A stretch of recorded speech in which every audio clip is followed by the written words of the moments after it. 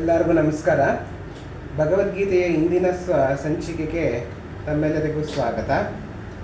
ಇವತ್ತು ಭಗವದ್ಗೀತೆಯ 64 ಮತ್ತು 65ನೇ ಶ್ಲೋಕಗಳನ್ನು ನೋಡ್ತಾ ಹೋಗೋಣ. ಸಾಂಖ್ಯಯೋಗ 2ನೇ ಅಧ್ಯಾಯ. ನಾ ಹಿಂದೆನೇ ಹೇಳ್ದಂಗೆ ಶ್ರೀಕೃಷ್ಣ ಹೇಳಿದ ಅರ್ಜುನನಿಗೆ, ನೀನು ಯಾವಾಗಲೂ ಇಂದ್ರಿಯ ನಿಗ್ರಹವನ್ನು ಮಾಡು, ಇಂದ್ರಿಯ ನಿನ್ನ ಹತೋಟಿಯಲ್ಲಿರಬೇಕು.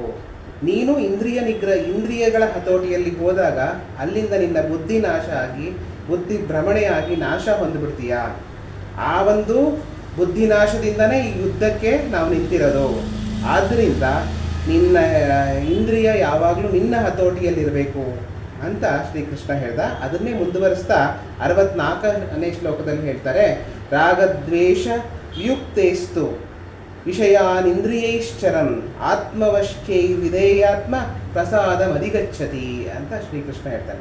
ಯಾವಾಗ ನೀನು ರಾಗ ದ್ವೇಷಗಳಿಂದ ಹೊರಗಡೆ ಬರ್ತೀಯೋ ಆವಾಗ ಇಂದ್ರಿಯ ಪ್ರಶಾಂತವಾಗಿರುತ್ತೆ, ಇಂದ್ರಿಯ ನಿನ್ನ ಹತೋಟಿಯಲ್ಲಿರುತ್ತೆ.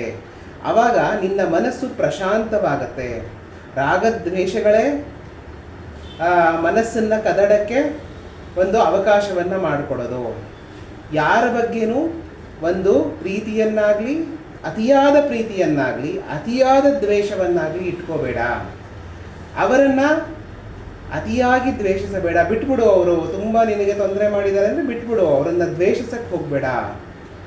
ಅವರನ್ನು ಅತಿಯಾಗಿ ದ್ವೇಷ ಮಾಡಬೇಕಾದ್ರೆ ಅತಿಯಾಗಿ ದ್ವೇಷ ಮಾಡೋಕ್ಕೆ ಶುರುವಾದಾಗ ನಿನ್ನ ಮನಸ್ಸು ಕದಡಕ್ಕೆ ಶುರುವಾಗುತ್ತೆ. ನಿನ್ನ ಮನಸ್ಸು ಕದಡಕ್ಕೆ ಶುರುವಾದಾಗ ಇಂದ್ರಿಯ ನಿಗ್ರಹ ತಪ್ಪೋಗುತ್ತೆ. ಅದೇ ರೀತಿ ಅತಿಯಾಗಿ ಪ್ರೀತಿಸೋದ್ರಿಂದನೂ ಇದೇ ರೀತಿ ಆಗುತ್ತೆ. ಯಾರನ್ನ ನೀನು ಅತಿಯಾಗಿ ಪ್ರೀತಿಸೋಕ್ಕೆ ಶುರು ಮಾಡ್ತೀಯೋ ಅವರನ್ನು ನೀನು ತುಂಬ ನಿಗ್ರಹಿಸಕ್ಕೆ ಹೋಗ್ತೀಯಾ. ಅವ್ರ ಬಗ್ಗೆ ತುಂಬ ಯೋಚನೆ ಮಾಡೋಕ್ಕೆ ಹೋಗ್ತೀಯಾ. ಅವ್ರಿಗೆ ಹಂಗೆ ಮಾಡಬೇಕು ಹಿಂಗೆ ಮಾಡಬೇಕು ಅಂತ ಹೇಳಕ್ಕೆ ಹೋಗ್ತೀಯಾ. ಅದನ್ನು ಇನ್ನೊಬ್ಬರು ನಿನ್ನ ಮಾತನ್ನು ಕೇಳದೇ ಇರಬಹುದು. ಈ ರೀತಿಯಾಗಿ ತೊಂದರೆ ಆಗ್ತಾ ಹೋಗುತ್ತೆ. ಆದ್ದರಿಂದ ನೀನು ಯಾವಾಗಲೂ ರಾಗ ದ್ವೇಷಗಳಿಂದ ಹೊರಗಡೆ ಬಂದರೆ ನಿನ್ನ ಮನಸ್ಸು ಒಂದು ಚಂಚಲತೆ ಕಡಿಮೆಯಾಗತ್ತೆ.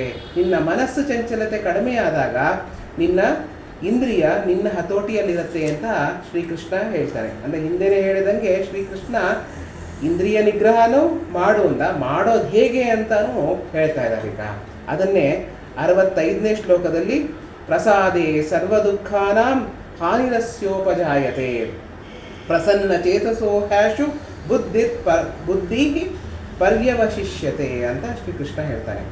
ಅಂದರೆ ಯಾವಾಗ ನಿನ್ನ ಮನಸ್ಸು ರಾಗದ್ವೇಷಗಳಿಂದ ಹೊರಬಂದು ಪ್ರಸನ್ನ ಚಿತ್ತವಾಗಿರುತ್ತೋ ಆವಾಗ ನೀನು ಇಂದ್ರಿಯವನ್ನು ನೀನು ಹೇಳ್ದಂಗೆ ಕೇಳೋ ಒಂದು ಮನಸ್ಥಿತಿಗೆ ತರ್ಕೋಬಹುದು. ಇಂದ್ರಿಯಗಳು ನಿನ್ನ ಗುಲಾಮನಾಗಿರುತ್ತೆ. ನೀನು ಇಂದ್ರಿಯಗಳ ಗುಲಾಮನಾಗಿರೋಲ್ಲ. ಇಲ್ಲಿ ನೀನು ಅಂದರೆ ಆತ್ಮ ಅಥವಾ ಬುದ್ಧಿ ಅಂತ ಹೇಳ್ಬೋದು. ಇಂದ್ರಿಯಗಳು ನಿನ್ನ ಬುದ್ಧಿಯ ವಶದಲ್ಲಿ ಇರಬೇಕೇ ಹೊರತು ಬುದ್ಧಿ ಇಂದ್ರಿಯ ವಶದಲ್ಲಿರಬಾರ್ದು. ಯಾವಾಗ ಇಂದ್ರಿಯ ನಿನ್ನ ವಶವಾಗತ್ತೆ ಅಂದರೆ ನಿನ್ನ ಮನಸ್ಸು ಪ್ರಶಾಂತವಾಗಿರಬೇಕು. ನಿನ್ನ ಮನಸ್ಸು ಯಾವಾಗ ಪ್ರಶಾಂತವಾಗಿರುತ್ತೆ ಅಂದರೆ ರಾಗದ್ವೇಷಗಳಿಂದ ಹೊರಬರಬೇಕು. ಅತಿಯಾದ ಪ್ರೀತಿ ಅತಿಯಾದ ದ್ವೇಷ ಎರಡನ್ನೂ ಮಾಡಬೇಡ. ಎಲ್ಲವನ್ನು ಸಮತೋಲನವಾಗಿ ನೋಡು, ಎಲ್ಲವನ್ನ ಸಮಚಿತ್ತದಿಂದ ನೋಡು. ಯಾರನ್ನು ಅತಿಯಾಗೂ ದ್ವೇಷಿಸಬೇಡ, ಅತಿಯಾಗೂ ಪ್ರೀತಿಸಬೇಡ. ಆವಾಗ ನಿನ್ನ ಒಂದು ಬುದ್ಧಿ ಪ್ರಶಾಂತವಾಗಿರುತ್ತೆ. ಬುದ್ಧಿ ಪ್ರಶಾಂತವಾಗಿತ್ತು ಅಂದರೆ ಆವಾಗ ಇಂದ್ರಿಯ ನಿಗ್ರಹ ತಂತಾನೇ ಬರುತ್ತೆ ಅಂತ ಶ್ರೀಕೃಷ್ಣ ಇಲ್ಲಿ 64 ಮತ್ತು 65ನೇ ಶ್ಲೋಕದಲ್ಲಿ ಹೇಳ್ತಾನೆ. ಅಂದರೆ ಯಾವಾಗಲೂ ನಮ್ಮ ಮನಸ್ಸು ಸಮಾಧಾನ ಸ್ಥಿತಿಯಲ್ಲಿರಬೇಕು. ಒಂದು ವಿಷಯದ ರೀತಿಯಲ್ಲಿ ನೋಡಬೇಕೇ ಹೊರತು ಅದಕ್ಕಿಂತ ಹೆಚ್ಚಾಗಿ ನೋಡಕ್ಕೆ ಹೋಗಬಾರ್ದು. ಒಬ್ಬ ವ್ಯಕ್ತಿಯನ್ನು ಎಷ್ಟು ಬೇಕೋ ಅಷ್ಟು ನಾವು ಒಂದು ಪ್ರೀತಿ ಮಾಡಬೇಕೇ ಅಥವಾ ದ್ವೇಷ ಮಾಡಬೇಕೇ ಹೊರತು ಅದಕ್ಕಿಂತ ಮಿಗಿಲಾಗಿ ಹೋಗಕ್ಕೆ ಹೋಗಬಾರ್ದು. ಎಲ್ಲವನ್ನ ಒಂದು ಮಿತಿಯಲ್ಲಿ ಇಟ್ಕೋಬೇಕು. ಅಡುಗೆ ಸಿಕ್ತು ಅಂತ ವಿಪರೀತ ತಿಂದ್ಬಿಡೋದಲ್ಲ, ಮಿತಿಯಲ್ಲಿ ತಿನ್ನಬೇಕು. ಸಿಕ್ತು ಅಂತ ಜಾಸ್ತಿ ತಿಂದ್ಬಿಡೋದಲ್ಲ. ಆವಾಗ ನಿನ್ನ ಇಂದ್ರಿಯಗಳ ಹತೋಟಿ ನಿನಗೆ ತಪ್ಪು ಹೋಗುತ್ತೆ. ಆವಾಗ ನಮ್ಮ ದೇಹದಲ್ಲಿ ವ್ಯತ್ಯಾಸಗಳಾಗತ್ತೆ, ಮನಸ್ಸು ಕದಡೋಗತ್ತೆ, ಬುದ್ಧಿ ನಾಶ ಆಗತ್ತೆ. ಆದ್ದರಿಂದ ಯಾವಾಗಲೂ ನೀನು ನಿನ್ನ ಒಂದು ಮನಸ್ಸನ್ನು ಹತೋಟಿಯಲ್ಲಿಟ್ಕೋ. ಯಾವಾಗಲೂ ನೀನು ರಾಗದ್ವೇಷಗಳಿಂದ ಮುಕ್ತನಾಗಿ ಯೋಚನೆ ಮಾಡು. ರಾಗದ್ವೇಷಗಳನ್ನು ಜಾಸ್ತಿ ಮಾಡೋಕ್ಕೆ ಹೋಗಬೇಡ ಅಂತ ಶ್ರೀಕೃಷ್ಣ ಇಲ್ಲಿ ಹೇಳ್ತಾನೆ. ಇಷ್ಟು ಇವತ್ತಿನ ಸಂಚಿಕೆಯಲ್ಲಿ ನೋಡೋಣ.